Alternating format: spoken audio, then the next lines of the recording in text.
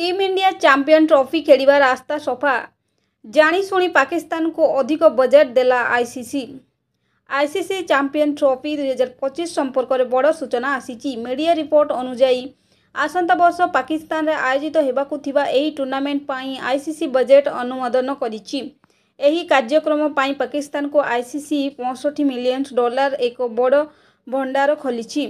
तेबे आईसीसी जाणीशुणी पाकिस्तान को अधिक बजेट देइछि बोली कुहा जाउछि, जहा द्वारा टीम इंडिया टूर्नामेंट रे जोग देई पारिबो।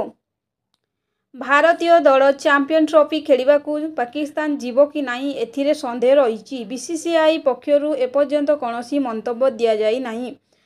हाइब्रिड मॉडल अधीन रे भारत एही टूर्नामेंट खेलिबो बोली कुहा जाइछि, जेउथिरे भारतर समस्त मैच पाकिस्तान बाहर अनुष्ठित हेबो। गत वर्ष एशिया कप समय मध्य भारत पाकिस्तान गस्त करिनथिला।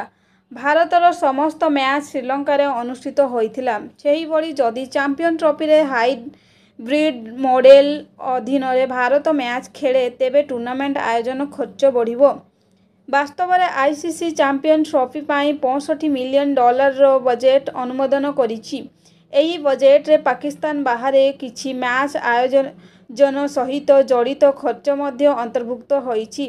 भारतीय क्रिकेट दलर अवस्था को दृष्टि रे रखी एहा करा जाइछि बोली विश्वास करा जाउछि।